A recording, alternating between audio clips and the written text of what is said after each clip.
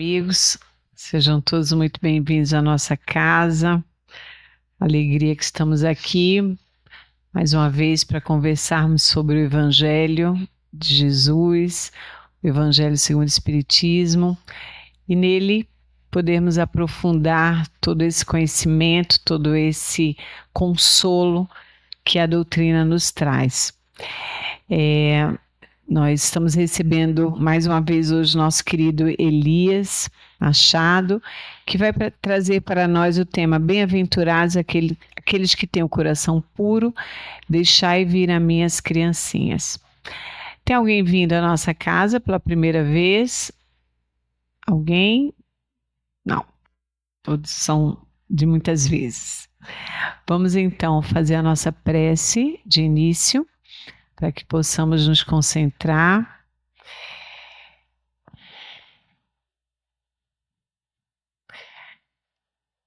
Senhor Jesus, Mestre Divino, amigo sublime incondicional de todas e todas as horas, nos encontramos mais uma vez, Senhor, aqui, tendo certeza da Tua presença, da presença de todos aqueles que vêm a este ambiente de forma carinhosa, esperar cada um de nós, trazendo dentro de nosso íntimo as nossas necessidades. Tu disseste, Senhor, que quando um ou dois estivessem reunidos em Teu nome, Tu ali estarias, tendo a certeza de que aqui estás, Senhor, no Teu pensamento, na Tua vibração, na certeza que dás a cada um de nós,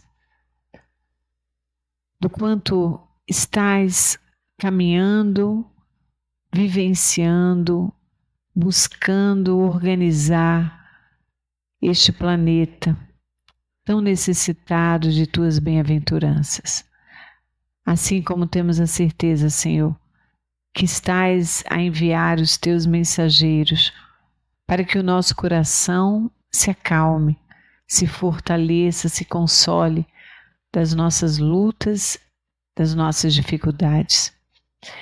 Que o nosso querido amigo possa ser abençoado, trazendo para nós a beleza das Tuas palavras, o destrinchar deste pensamento tão grandioso, onde a criança representa a pureza e a inocência. Que nós possamos, Senhor, através de Suas palavras e Suas reflexões, observar o quanto Tu és nosso guia, o nosso mestre, a nossa bússola. Abençoa a nossa noite de hoje, que possamos ter cada vez mais a Tua paz. Se conosco, hoje, agora e todo sempre. Então vamos à nossa palestra. Senhoras e senhores, encarnados e desencarnados, boa noite. Eu venho com muita gratidão a essa casa de amigos, uma casa de corações amigos, e que permitem que a gente possa colaborar com uma singela reflexão, né? De vez em quando a gente vem e pode fazer essa colaboração, e eu venho com muita gratidão. Primeiro, pelo convite da casa, né? Eu agradeço, tá? O convite da casa mais uma vez é uma confiança, né, no trabalho que a gente faz, um trabalho simples, né, de reflexão, mas é exatamente por aí que tem que começar o estudo do Evangelho, né? É pela simplicidade, né?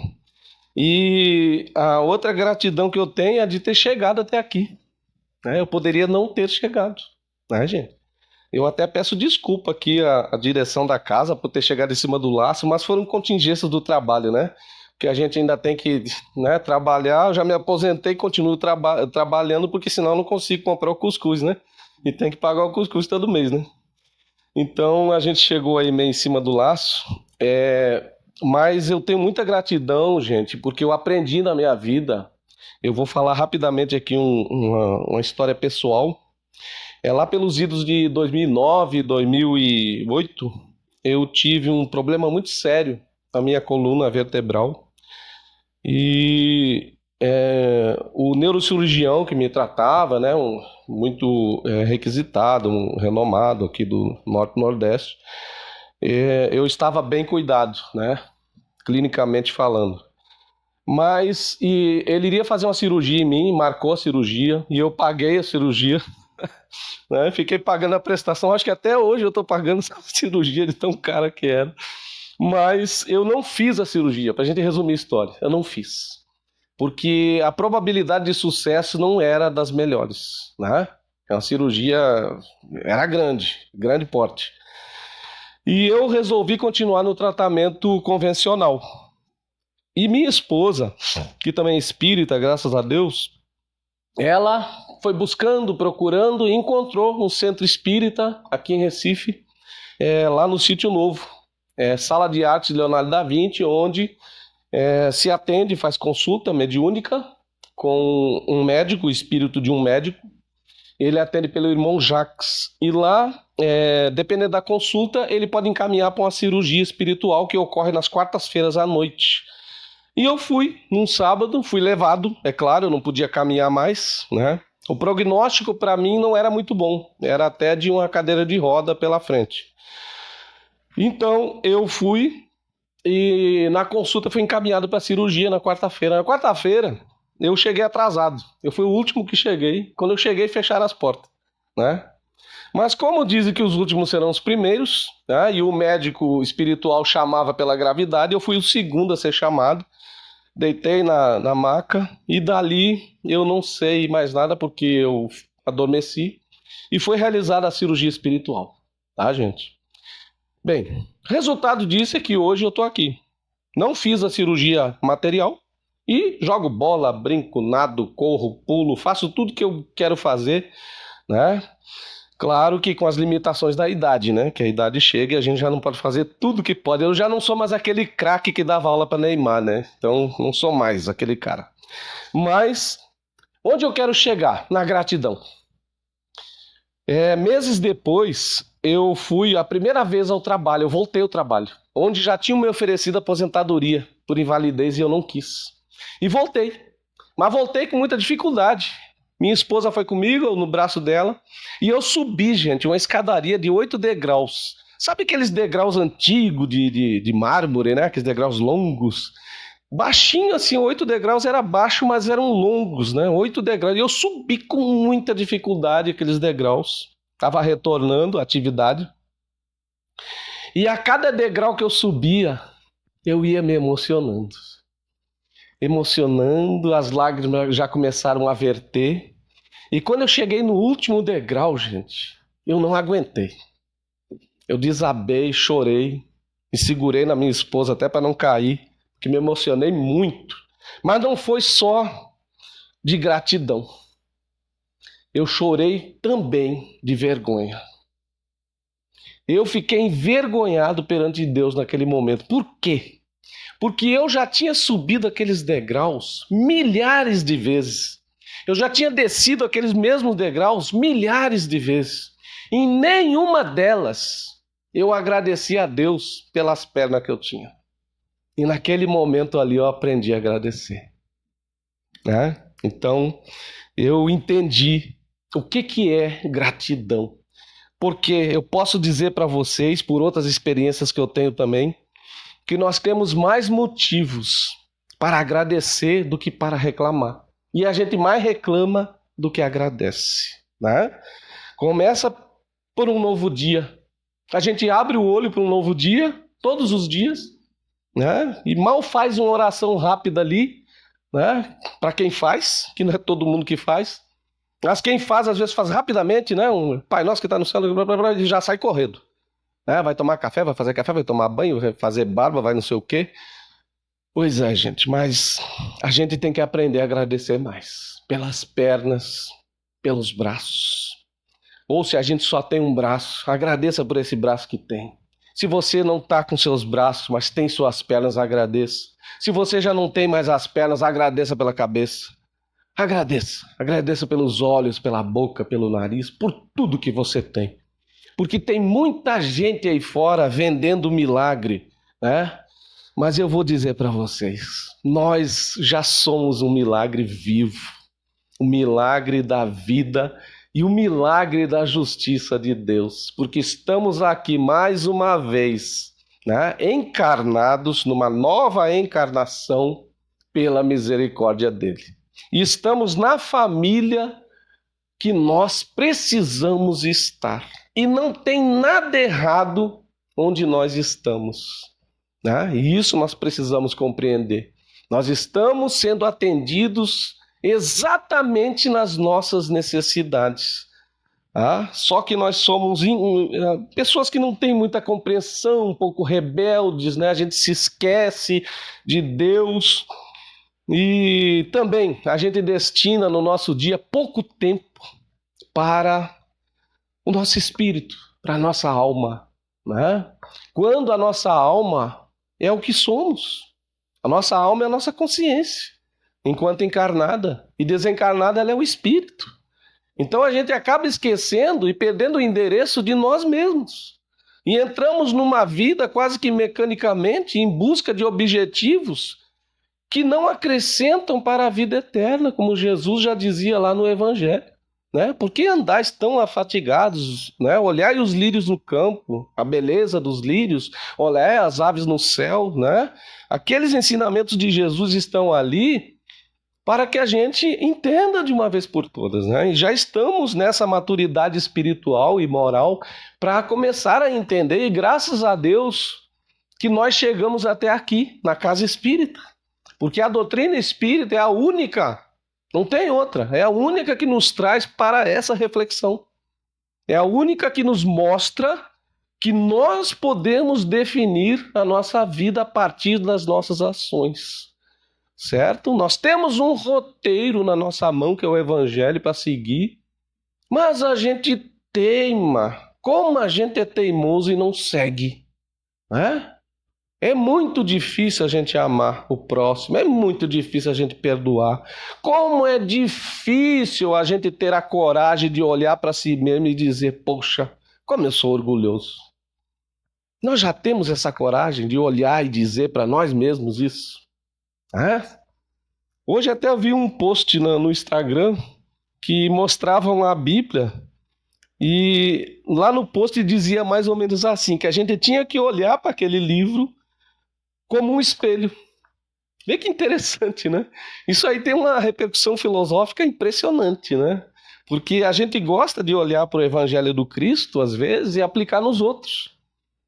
Mas o Evangelho é para aplicar na gente primeiro. Né? Esse tema de hoje ele é muito interessante. Né? Aqui do estudo da casa, né? Continua o estudo do Evangelho segundo o Espiritismo. E hoje foi contemplado aqui o capítulo 8 do Evangelho, bem-aventurados aqueles que têm puro coração. Né? E o primeiro tema é: deixai vir a mim as criancinhas. Aí tem uma passagem do Cristo. Só que esse mesmo tema ele se repete aqui nesse capítulo. Tá? Lá no item 18, lá vem o tema de novo, como instruções dos Espíritos. E diz exatamente assim: deixai vir a mim as criancinhas. E a gente fica se perguntando por quê? Porque o mesmo tema está repetido ali, né? Mas é porque o conteúdo é diferente, certo?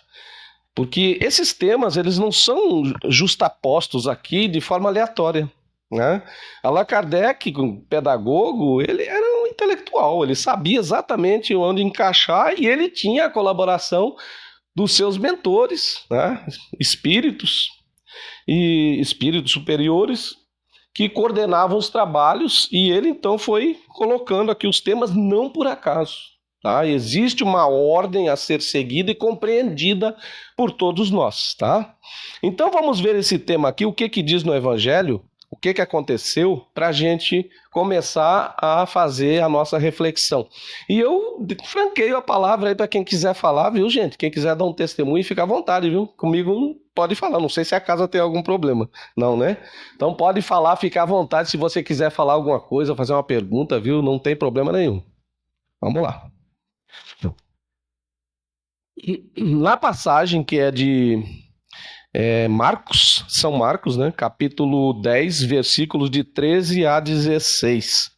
Tá? Aqui a gente tem que analisar o contexto. Jesus ele havia chegado à Judéia, tá?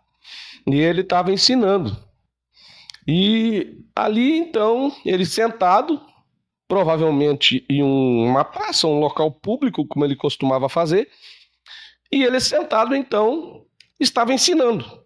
E, de repente, os pais, tá? E eu já trago essas informações de Amélia Rodrigues, né? Que ela é fantástica, né? Ela sempre traz os detalhes das passagens do Cristo que a gente não sabe.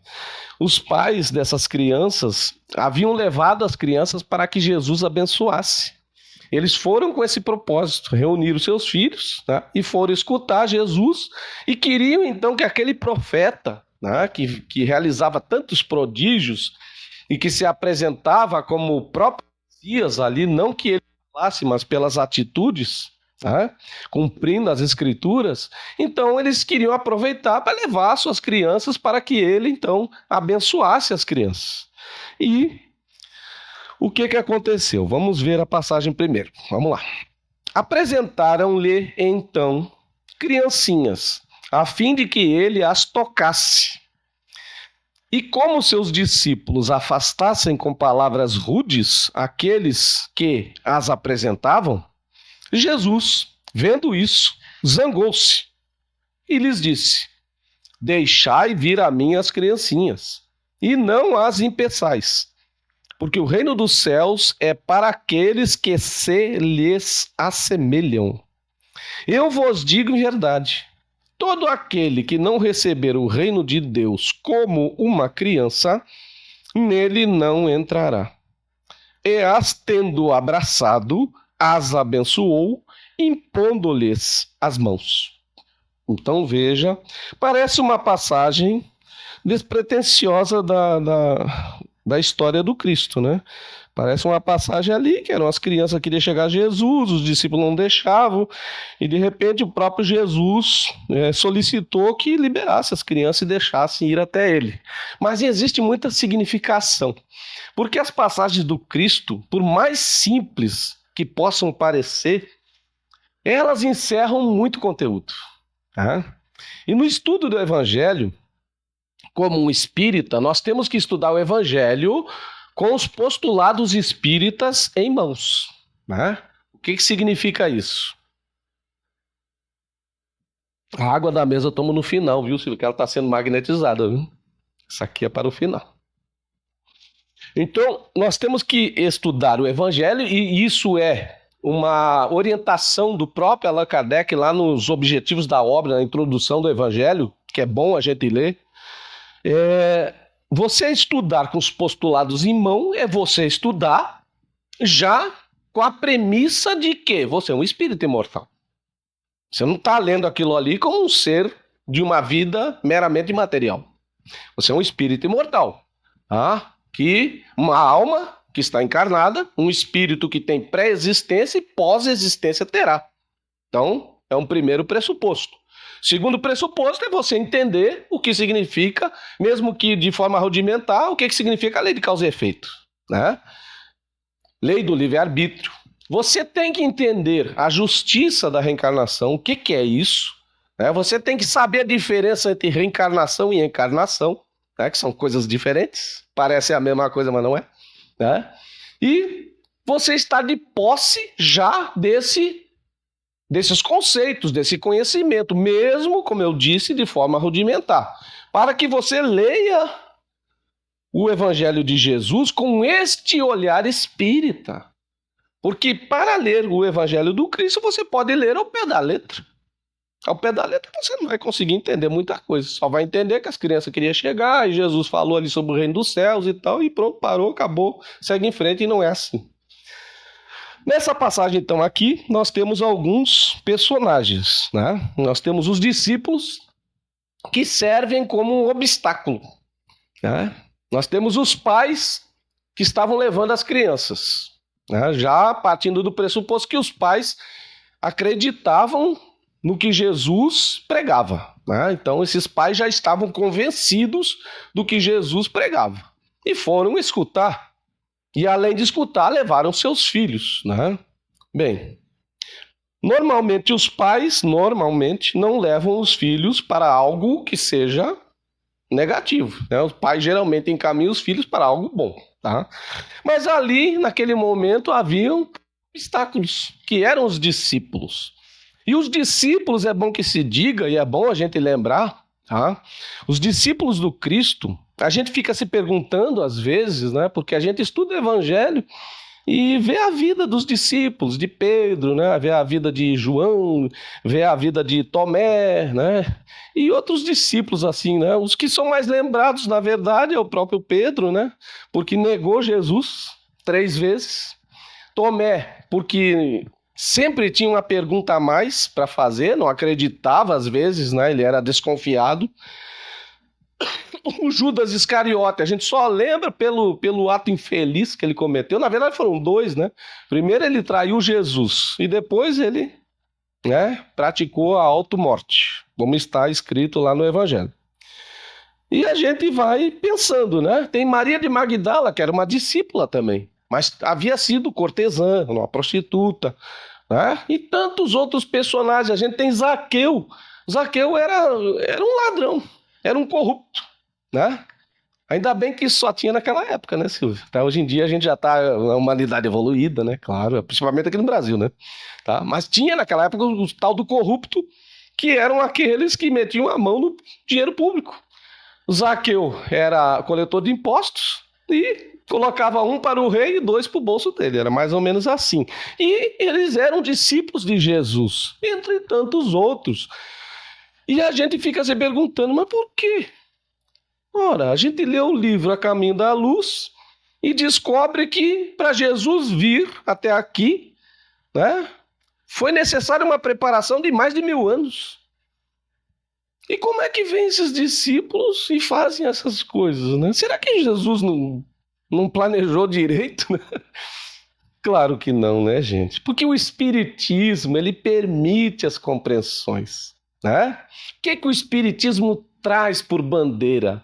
A reforma íntima da criatura humana. Porque a grande missão do Espiritismo é, sim, o aperfeiçoamento moral da humanidade. Não apenas da criatura humana, mas da própria humanidade. Esse é o grande fim, a grande missão do Espiritismo é essa, que também é a grande missão do cristianismo, né? Não por acaso. Bem, Jesus, um espírito puro, precisava de toda essa preparação, logicamente, né? É o mesmo que a gente, de repente, né, querer mergulhar e ir até o fundo do mar.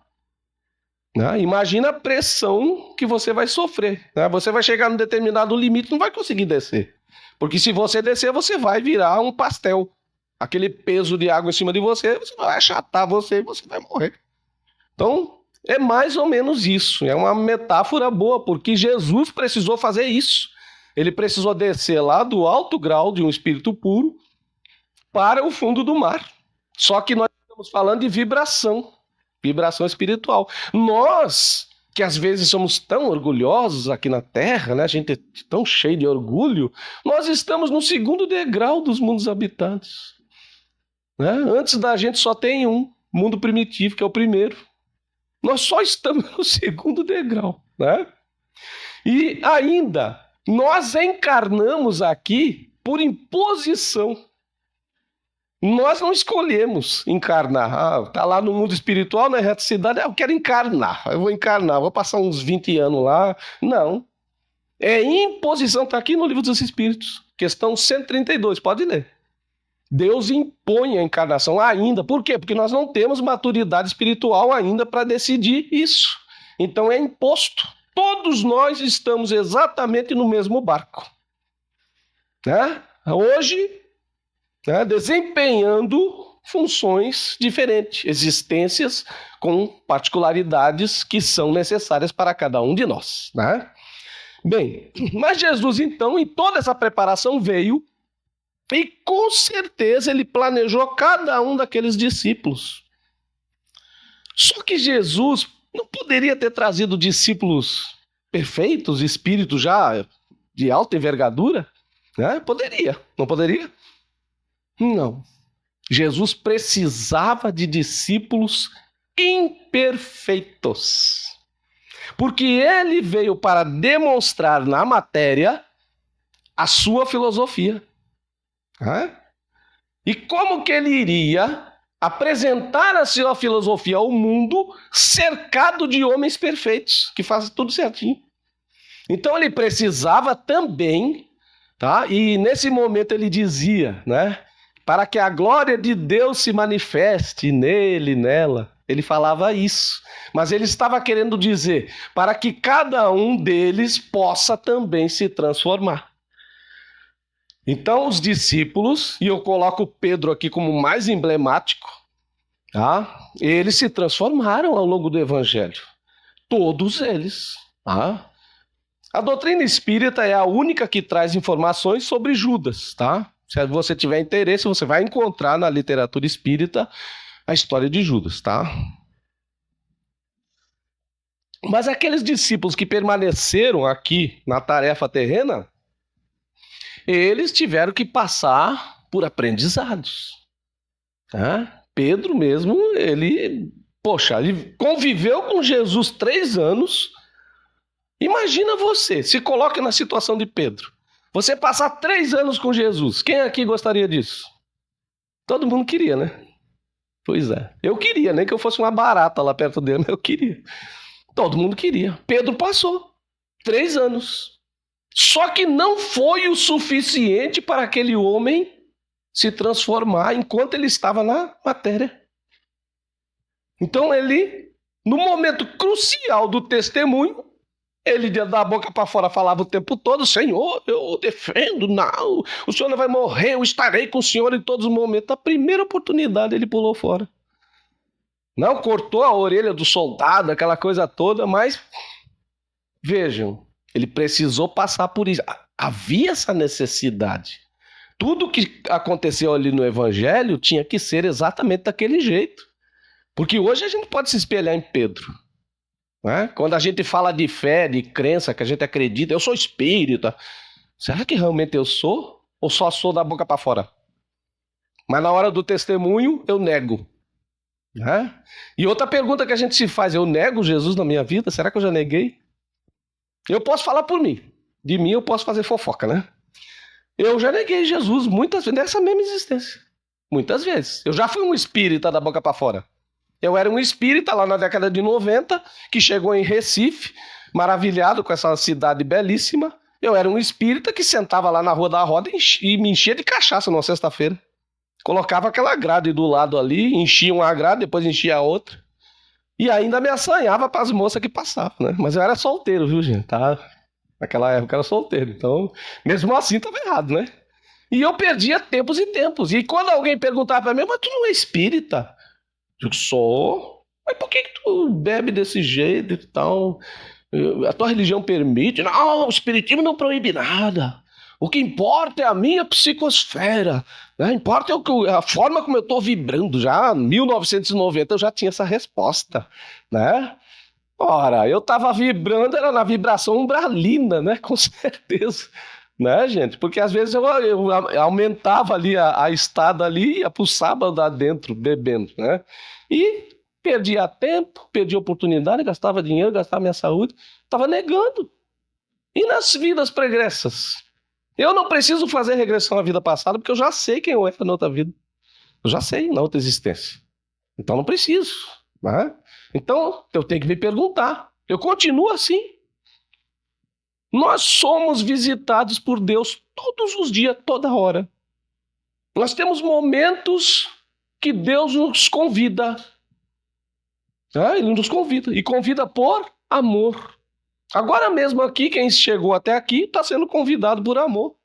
Mas o ser humano parece que só gosta da dor.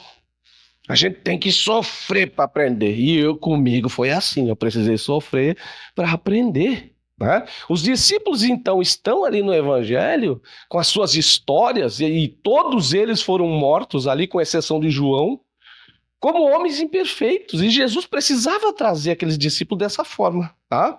E aqui, nesse momento com as crianças, eles eram homens normais, num processo de aprendizagem, num processo de transformação pelo Evangelho do Cristo. Estava acontecendo com cada um deles. Tá? O que eles fizeram? Eles se tornaram obstáculos. Porque muitas vezes na vida a gente acha que está fazendo o que é certo, mas não está. Só vou colocar um exemplo. A vizinha de Chico Xavier um dia ficou com pena de Chico, que chegava de madrugada, ia cuidar da cachorrinha. Aí foi lá e matou a cachorra de Chico Xavier para fazer um bem para ele. Para que ele chegasse, tomasse seu banho, né, jantasse ali e tal, e fosse dormir. Porque ele ficava ali um tempão com aquela cachorrinha. Então ela fez isso com uma boa intenção. Né? A gente pode julgar essa mulher? Não. Ela fez com a intenção boa. Só que ela fez um mal. Né? E nós na nossa vida? Quantas vezes nós pensamos que estamos fazendo o que é certo e não estamos? Precisamos ter esse momento, né, de compreensão. Tá? E os discípulos aqui então, eles eram aqueles obstáculos que não permitiam. Vamos para o próprio Evangelho do Cristo. Em outro momento, no Sermão dos 8 Ais, tá? Eu vou situar vocês, é aquele momento que Jesus entra no Templo de Salomão e derruba aquelas barracas de mercadores e grita, né? Aquele momento que Jesus, chamado de expulsou os vendilhões do templo, né? E ali ele proferiu um dos 4 sermões conhecidos como o Sermão dos 8 Ais. E ele fala então dos fariseus: ai de vós, escribas e fariseus, que não entram no reino de Deus e fecham a porta para que os outros também não entrem. Ele estava falando exatamente desse obstáculo. Né? Hoje nós temos muitos obstáculos, porque várias religiões hoje interpretam o cristianismo à sua forma. A interpretação é humana, tá? Com propósitos, né, que a gente não entende muito bem. Né? Sem crítica nenhuma, muita gente está interessada em ganhar dinheiro com Jesus ou com Satanás. Eu acho que o Satanás dá até mais dinheiro do que Jesus. Né? Tem muita gente enriquecendo aí usando o nome do tal do Satanás, que é um ser criado, né, pela igreja e não existe. Né? Porque quando eu admito a existência de um anjo mau, eu estou admitindo que o Deus que eu acredito é um Deus cruel. Né? Se nós fizermos esse ensaio de lógica, a gente vai entender. Se eu admito que Deus criou um ser, que ele sabia que ia se tornar um desafiador, um anjo mau, então esse Deus é cruel. Como é que ele cria alguém para ser infeliz a vida inteira? Quando nós, humanos, com os nossos filhos, nós não queremos isso. Qual o pai e a mãe que quer que seu filho siga pelo caminho mal? Eu acho que nenhum pai, um bandido que está preso lá no Aníbal Bruno, ele quer isso para os seus filhos. Pode até ter por aí, mas é muito difícil. Então por que Deus faria isso, né, gente? Então, né? Então, os fariseus aqui, eles representavam esse obstáculo que os próprios discípulos também representam. O obstáculo que impede que as crianças cheguem até o ensinamento de Jesus.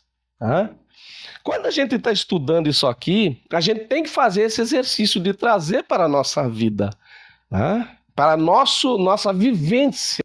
A gente tem que encontrar na nossa vida, no nosso contexto, essa passagem do Cristo. Então as crianças aqui, as crianças estão tentando chegar a Jesus, mas não conseguem.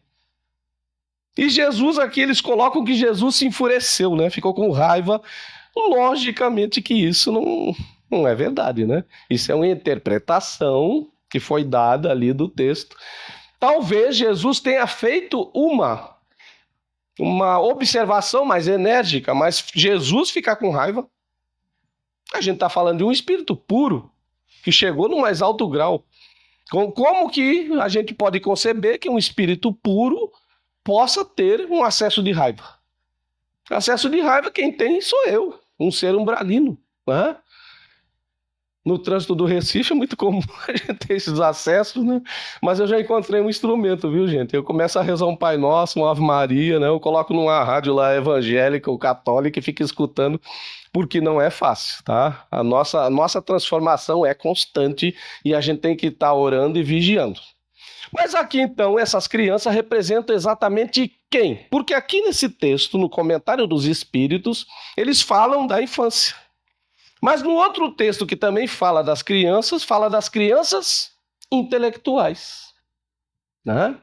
Porque nós podemos fazer essa viagem de compreensão. Tá? Tá falando das crianças? Logicamente que tá. O ensinamento do Cristo, ele vai se transformando à medida que você vai compreendendo. Né? À primeira vista, nós temos as crianças. E a gente já pensa logo nas nossas crianças. A responsabilidade que se tem, né, com as crianças, com toda a sua pureza, como Silvia bem destacou aqui no início, a criança tem a sua pureza e, segundo os espíritos, tem que ser assim. Porque aqui no nosso planeta nós temos um tipo de infância por um tempo determinado. Tá? Tem gente aí, inclusive no espiritismo, que acha que a criança, depois dos 7 anos, né, perde aquela proteção espiritual, aquela coisa toda, mas não é assim que funciona, viu, gente? Não temos datas, não temos idades limitadas, cada caso, como diria, né? Aquele jogador de futebol, né? Cada caso é um caso, tá? Então, cada pessoa tem uma encarnação, cada pessoa tem uma consciência, cada pessoa é uma história, certo? Mas uma coisa é certa, a criança, durante o processo da infância, ela ainda está encarnando. Isso os espíritos deixam bem claro no livro dos espíritos. A criança ainda está encarnando. Então a encarnação, ela não se consuma no nascimento. A criança ainda está naquele processo de absorção da sua própria encarnação, certo? Mas as crianças, então, aqui nesse momento, Jesus fala: deixai vir a minhas criancinhas. E eles lembram aqui no início uma das bem-aventuranças. Bem-aventurados aqueles que têm puro coração. E quando ele diz deixai vir a minhas criancinhas, ele está franqueando às próprias crianças e a todos aqueles, né, que ainda estão na infância da maturidade espiritual, o seu ensinamento. Né? Mas, voltando para as religiões de hoje em dia, ainda muita gente impede esse acesso. Tá? Durante séculos e séculos, o homem veio, né, conhecendo o cristianismo com medo. O homem sempre teve medo. Né? O cristianismo foi apresentado para ele com um objeto de medo. Se você não fizer, você vai para o inferno. Mas aí a gente critica, né? A gente gosta de criticar. Mas será que não tinha que ser assim? O que vocês acham? Será que realmente não tinha que ser desse jeito? Pode falar, minha irmã. Sim. E eu ouvi mais atrás besteira. Eu me chamo para pai passar o estudo para dar um castigo. Mas sabe qual foi o castigo? Ela abriu um capucinho. Mandou eu decalcar, pegar o folha de papel, e para por cima, né, para decalcar. Mandou eu decalcar o inferno. Cada mexa no cabelo de uma mulher, uma cabeça de cobra. Eu me lembro, amor de cada mexa no cabelo, quando eu vou cabelo, é uma cena horrorosa. E eu tinha que calcular, decalcar tudo que vai ficar carregado, eu acho que assim, como é que se faz o nome desse doido? Vamos mudar. Pois é. É horrível, né, irmão?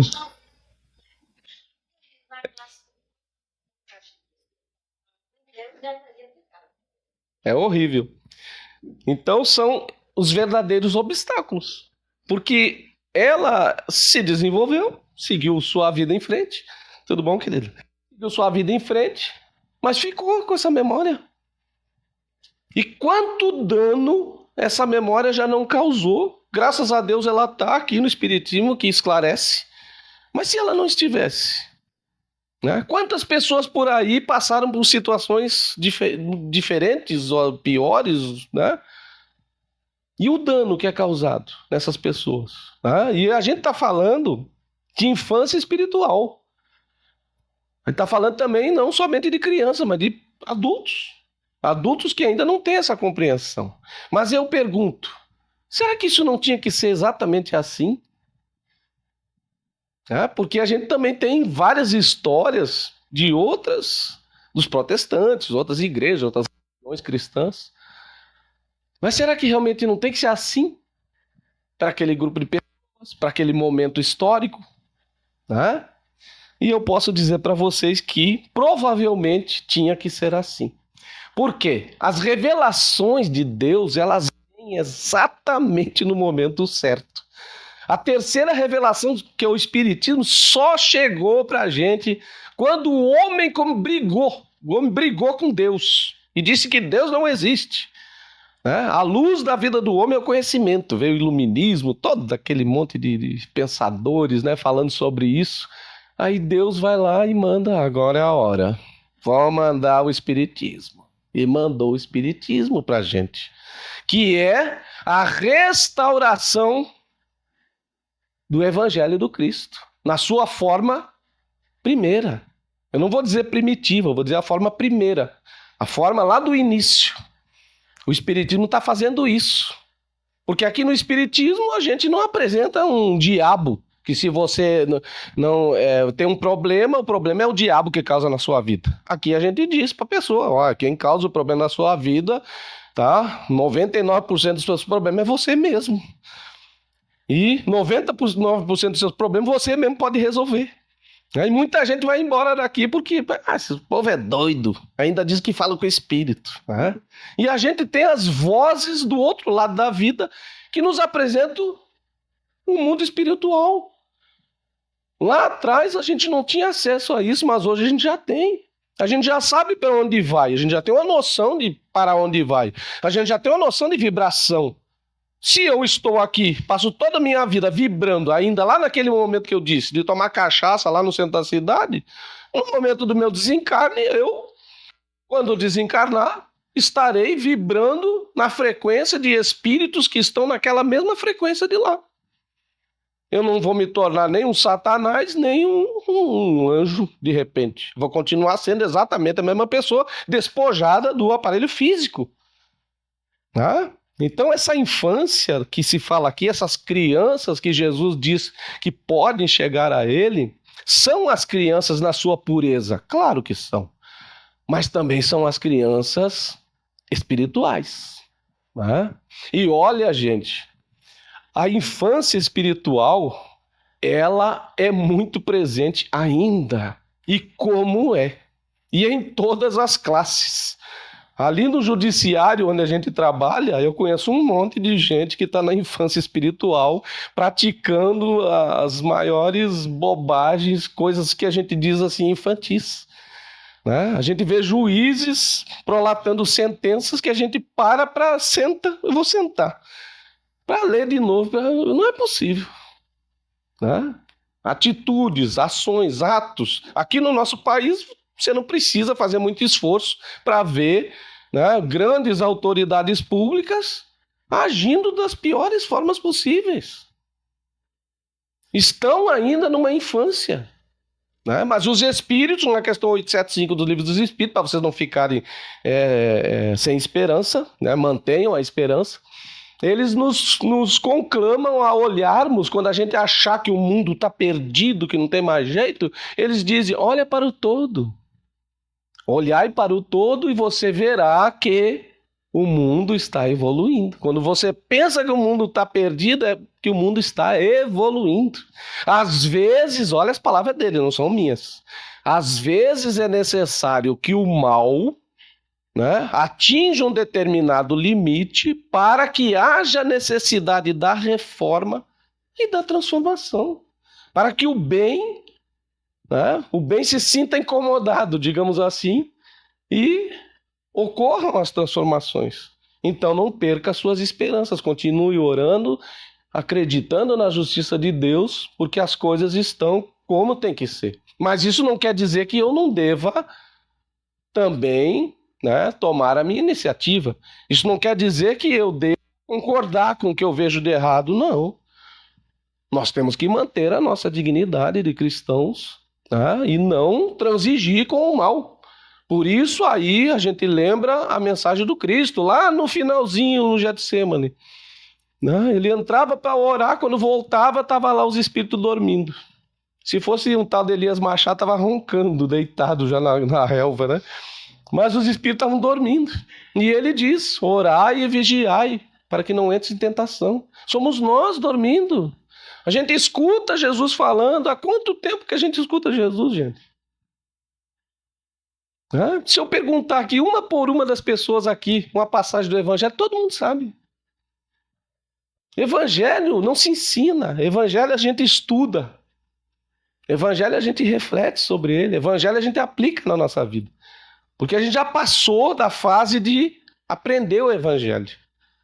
Agora está na hora da gente praticar. O Espiritismo nos oferece o Evangelho pela prática. Aqui se estuda, que é um dos mandamentos, instruí-vos, é importante. Mas primeiro vem o amai-vos. O amai-vos é a prática da caridade. É você, na caridade, atendendo o próximo, que vai despertando os seus sentimentos nobres.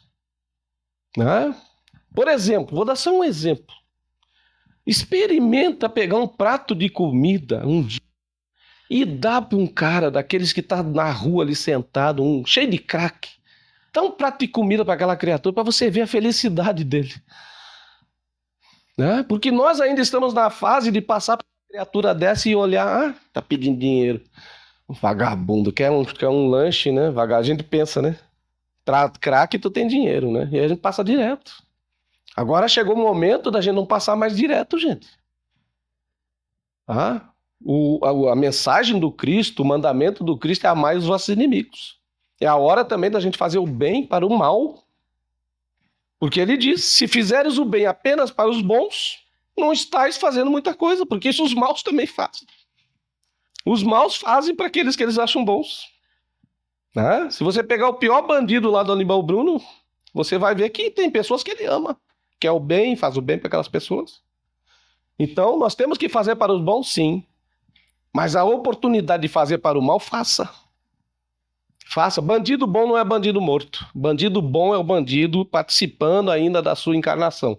Porque ele está na prova, na expiação. Então, bandido bom não é bandido morto. Tá?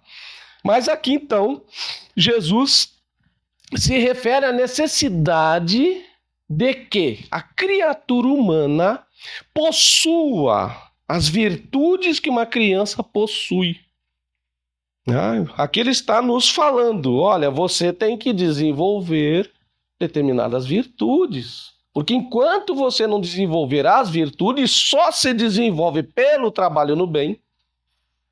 Você não vai desenvolver virtudes numa caverna meditando, muito menos dentro de casa só para a sua família.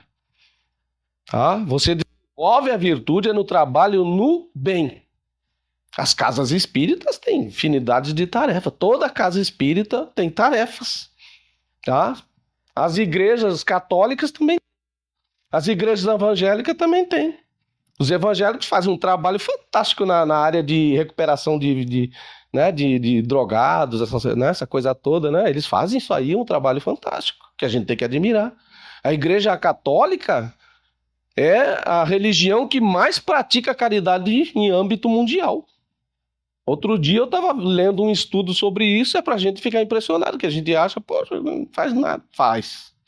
A Igreja Católica, ela faz, ela pratica o bem, ela conduz iniciativas, ações no bem pelo mundo inteiro que a gente nem imagina. Experimente pesquisar essa área que você vai ver. Mas aqui nós estamos falando de espiritismo. O espiritismo tem as tarefas. Tem as tarefas para quê? Para a gente aprender. A tarefa espírita é para a gente exercitar. É quando você vai conhecer você mesmo. Você trabalhando, você se conhece. É a hora de desenvolver a virtude. Essas virtudes da pureza, da candura, né? Da suscetibilidade. Ou seja, o que é suscetibilidade da criança? Né? Diz ali os espíritos que as crianças estão maleáveis para receber o ensinamento, por isso a necessidade da infância, né? A mãe recebe o filho nos braços e o filho está mais suscetível a receber aqueles ensinamentos. Nós temos que desenvolver isso. Compreendendo os mandamentos do Espiritismo. O primeiro é amai-vos. Se você pensa que você tem que estudar sobre Deus, sobre Espírito e tal, para depois amar, não. Primeiro você tem que amar. Santo Agostinho, patriarca da filosofia cristã. Ele resolveu isso no livro Confissões lá no século III. E o Espiritismo repetiu. Espíritas amai-vos, espíritas instruí-vos. Então, primeiro a gente tem que fazer o quê? Abrir o coração, gente. Abrir nosso coração e permitir que o bem entre no nosso coração. Permitir que a nossa luz brilhe de uma vez por todas, como ele fala aqui também no Evangelho. E ele ainda traz a sentença. Aquele que não agir assim, não entrará no reino dos céus. O que é isso? A porta do reino, eu estou subindo a escada lá, a porta do reino do céu está fechada para mim. Tem nada a ver, não é geográfico. O reino dos céus é dentro da gente. É um estado de consciência, o reino dos céus. É o estado de consciência do verdadeiro espírita, falando de espiritismo, aquele que está realizando, está buscando a sua transformação moral e diariamente lutando contra as suas más inclinações. Essa é a entrada no reino dos céus. E esse é um trabalho constante que cabe a cada um de nós. Ninguém vai transformar ninguém.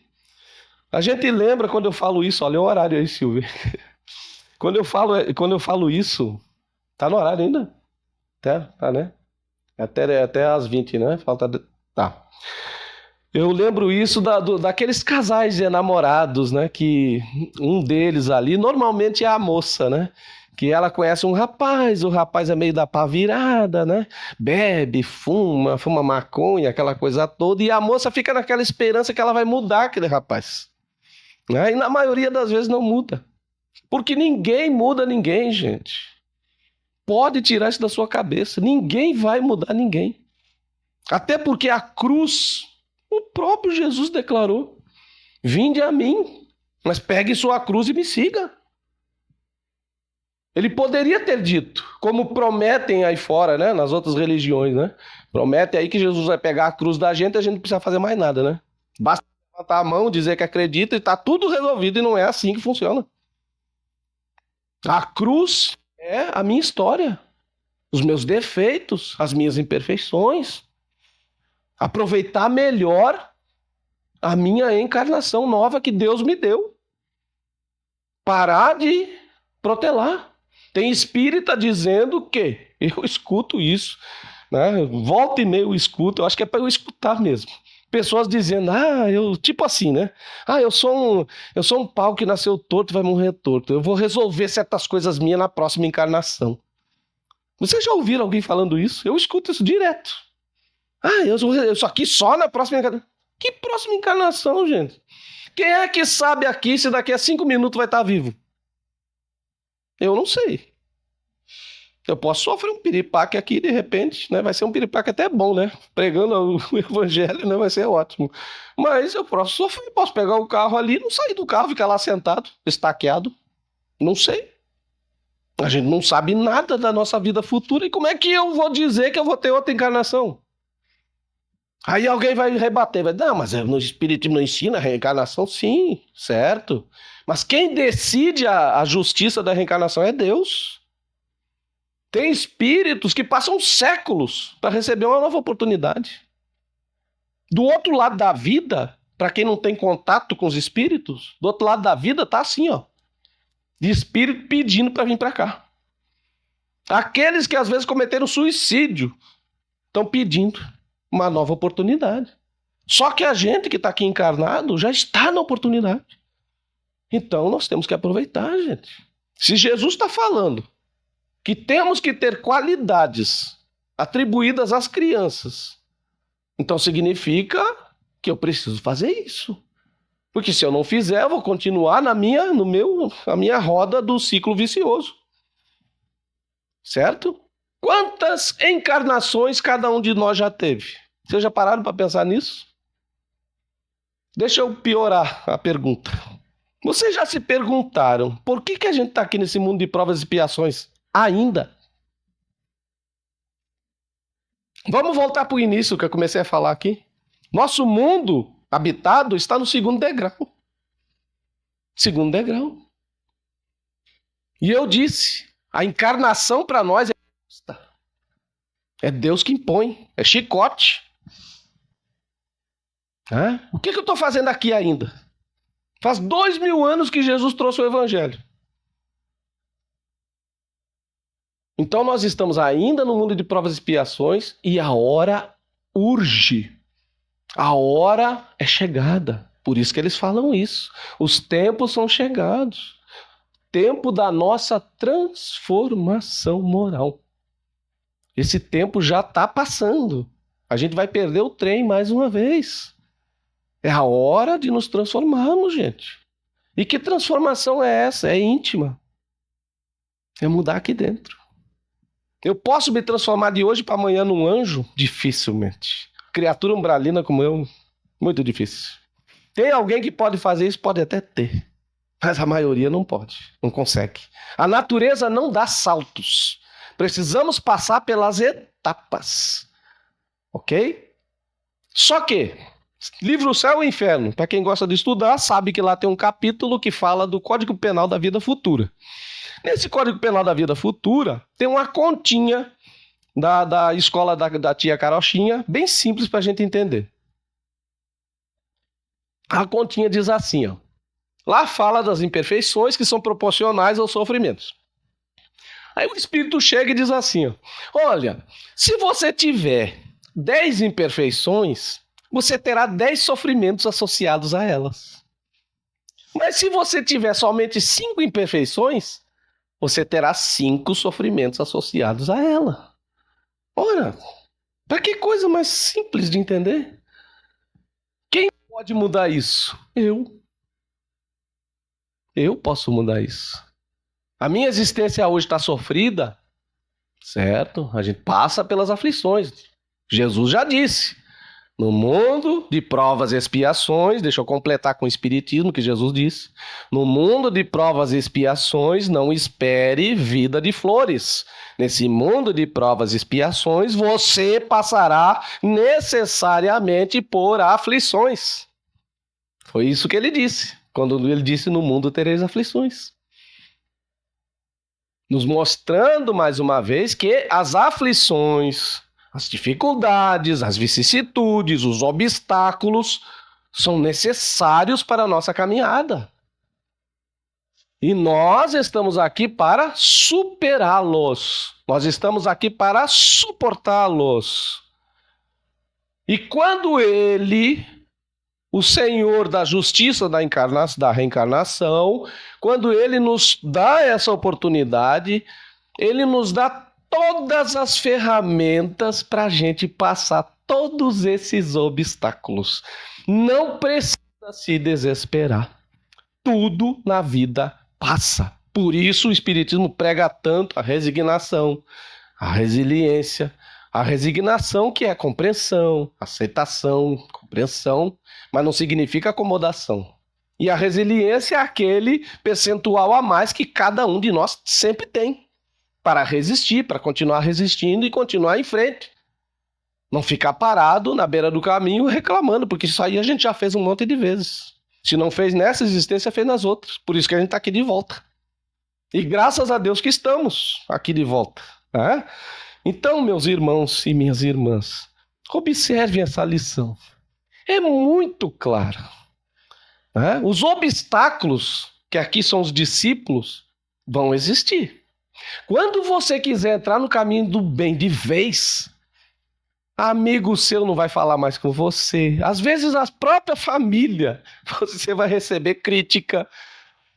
Você no domingo vai lá para aquele centro de novo.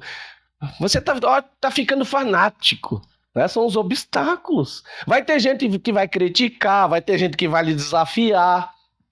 Né? Mas aí cabe a decisão a você. De continuar ou parar. Só que lá na frente você vai ter que retomar essa caminhada. Então por que não aproveita agora? O obstáculo vai acontecer. Pode esperar. Caminho do bem é caminho de obstáculos. É o caminho da verdade da vida que é pedregoso. Você vai encontrar pedra, vai encontrar espinho, mas o que os espíritos nos ensinam? Quem bem suporta, né, as provações e as expiações está angariando um tesouro de virtudes, tá? O tesouro para a vida eterna. Nós temos que cuidar da nossa vida material enquanto estamos aqui? Lógico que temos, gente. E eu gosto de falar isso, tá? Que a gente está concluindo. Eu gosto de falar que tem centro espírita, no espiritismo, às vezes, que as pessoas causam confusões na cabeça dos outros, tá? Às vezes a gente é levado a entender que existe duas vidas. Existe a vida material e existe a vida espiritual, e não existe. A vida é uma só. Tem uma vida. Você é um espírito imortal que estará vivendo na erraticidade, tá? Como desencarnado, ou um espírito imortal que estará vivendo encarnado. Certo? Você é um espírito. Então a vida espiritual do encarnado, ela é concomitante com a vivência material. Aí você leva para a vivência espiritual, vivência material. Você tem que vivenciar o seu espírito na matéria. Quando o espiritismo fala de vida espiritual aqui, enquanto encarnados, é você vivenciar os valores espirituais na matéria. Tá? Hoje o mundo está muito corrido, tá? E eu trouxe aqui uma pequena história, na verdade é uma notícia, né? Desse mundo corrido de hoje que ele acaba nos causando um afastamento dessa vivência espiritual. Porque é um mundo hoje de competição, de correria, né? Parece que nós temos que estar o tempo todo provando para o mundo algo, né? O Dr. Shaul Achor, tá? Ele é um neurocientista de Harvard. E escreveu um livro chamado O Jeito Harvard de Ser Feliz. Tá? Isso aqui também eu estou falando para os pais, com seus filhos, tá ok? O Jeito Harvard de Ser Feliz.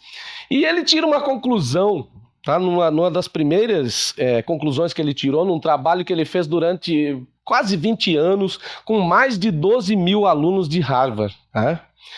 E ele foi pesquisando ali a vida de cada um, né? A origem, né? Os propósitos, aquela coisa toda. E nessa pesquisa, nesses dados que ele conseguiu colher, ele percebeu algo muito importante.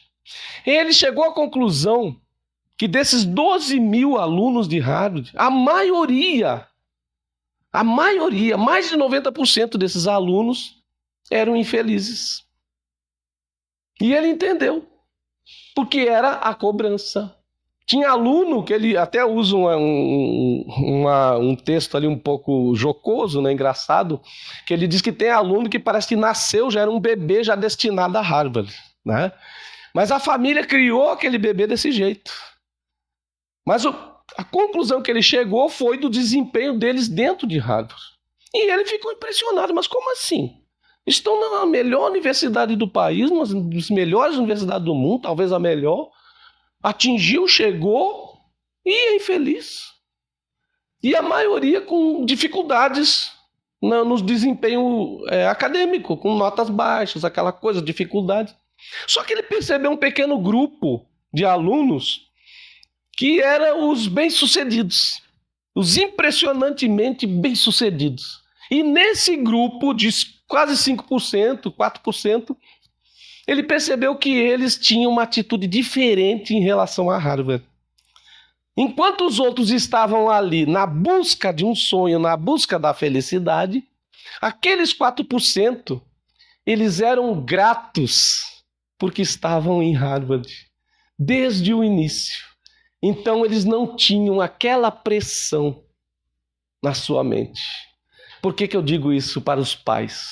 Para a gente prestar bem atenção como que a gente está conduzindo os nossos filhos nas suas vidas. Porque provavelmente a gente também incorre nesses erros. Às vezes a gente cobra demais e não orienta direito os nossos filhos. Tá, gente? Amanhã nós teremos espíritos fracassando mais uma vez na sua vivência espiritual na matéria e retornando para o mundo espiritual, para a erraticidade, tendo fracassado mais uma vez. Tá?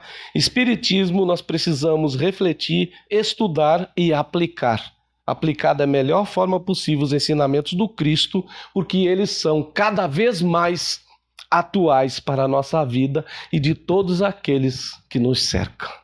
Deixai vir as minhas criancinhas. Então, não sejamos os obstáculos, nem para nós mesmos e nem para o nosso próximo, para que ele tenha acesso ao reino dos céus, que está dentro dele mesmo, e faça brilhar sua luz, assim como nós também precisamos fazer brilhar a nossa com ações no bem. Muito obrigado, muita paz para todos. Pois é, meus amigos, as reflexões aí em cima desse tema, né? E aí a gente pode colocar aí uma lupa também, deixar vir as minhas criancinhas, as nossas crianças, né? Que a gente recebe no nosso lar, na nossa casa, onde muitas vezes a gente se preocupa em ofertar a melhor escola, em ofertar a qualidade de vida e, né, livrar o que a gente puder das preocupações, dos problemas, e a gente esquece de apresentar essa criança a Jesus, não é?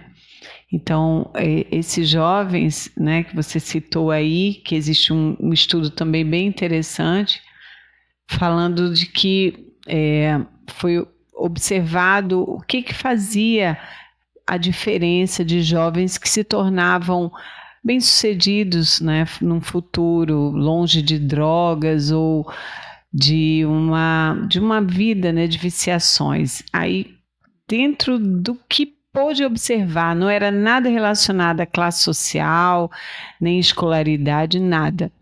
Mas esse grupo de jovens, em algum momento das suas vidas, eles tiveram uma orientação religiosa. Então isso faz uma diferença muito grande, não é? Porque por mais que mais adiante, na adolescência, na idade adulta, eles, né, não queiram seguir aquilo que a gente vão fazer as escolhas, mas fica. A semente do Cristo sempre vai ficar. Então é muito importante a gente também ter esse olhar. Muito obrigada, meu amigo querido. Palestra cheia de reflexões, de coisas a nós, né, para que nós pensemos. Tem alguém vindo à casa a primeira vez? Eu perguntei no começo. Acho que não, né? Então, meus queridos, vamos ter o passe agora, para aqueles que quiserem tomar, tá certo? Vamos, que todos aproveitem amanhã, aqueles que não forem trabalhar, que aproveitem o feriado com a sua família, né, com a boa leitura, amanheçam já agradecendo com os bons pensamentos. Estarmos vivos, respirando, tendo a possibilidade de fazer o bem é sempre um momento incrível. Vamos pedir ao nosso amigo para fazer a prece, por favor. E também eu queria lembrar espíritas, vamos levar nossos filhos para a evangelização também, viu? Senhor Deus, nosso Pai, nosso Criador, bondoso e misericordioso, soberanamente justo e bom, Pai de piedade, tende piedade de nós, Senhor. Em nome de Jesus, o doce e bondoso amigo, o Rabi da Galileia, nosso mestre nazareno, o divino cantor da sinfonia do amor que é o Evangelho, que reverbera em nossas almas há mais de 2000 anos, mas que precisa ainda tocar nas fibras mais íntimas do nosso coração, para se transformar em virtudes, em bons pensamentos, em ações no bem. A nossa mão estendida ao nosso próximo, que deve ser amado como a nós mesmos. Em nome de nossa mãezinha Maria Santíssima, Mãe Santíssima, Mãe de toda a humanidade, que permanece conosco, nos cuidando, nos curando, nos ajudando e nos cobrindo com seu manto sagrado de amor. Em nome do mentor espiritual desta casa, Bezerra de Menezes, e todos os benfeitores do mundo espiritual e material, é que rogamos, Senhor, para em teu santo e divino nome, darmos por encerrada essa bendita tarefa de conversa fraterna na noite de hoje, rogando, Pai bondoso, que nesse momento derrames sobre nós as tuas luzes, que desçam do céu sobre encarnados e desencarnados, que as tuas bênçãos possam curar nossos males físicos na medida do merecimento individual, mas que inicie o processo de cura, Senhor, daqueles sentimentos negativos que ainda carregamos em nós, representados pelo egoísmo, pelo orgulho, pela vaidade, pela hipocrisia, pela inveja, pelo ciúme, pela intolerância. Que nós possamos, Senhor, ir restaurando nossos corações e preenchendo nossos corações com virtudes para suprimirmos esses sentimentos negativos. Que a tua mão bondosa nesse momento, Senhor, se estenda sobre os nossos lares, nossos entes queridos, encarnados e desencarnados. Que eles sejam abençoados, Senhor, de acordo com o merecimento de cada um. Que tu possas estar presente, Senhor, diante dos nossos amigos, das suas famílias, mas também diante dos nossos inimigos, Senhor. Mesmo aqueles do mundo espiritual que não conhecemos. Porque todos nós somos teus filhos e todos somos irmãos, Senhor. Ó Pai de bondade, abençoa essa casa de amor, oração e trabalho. Abençoa todos os seus integrantes. Abençoa essa comunidade, Senhor, esta cidade. Abençoa o nosso país.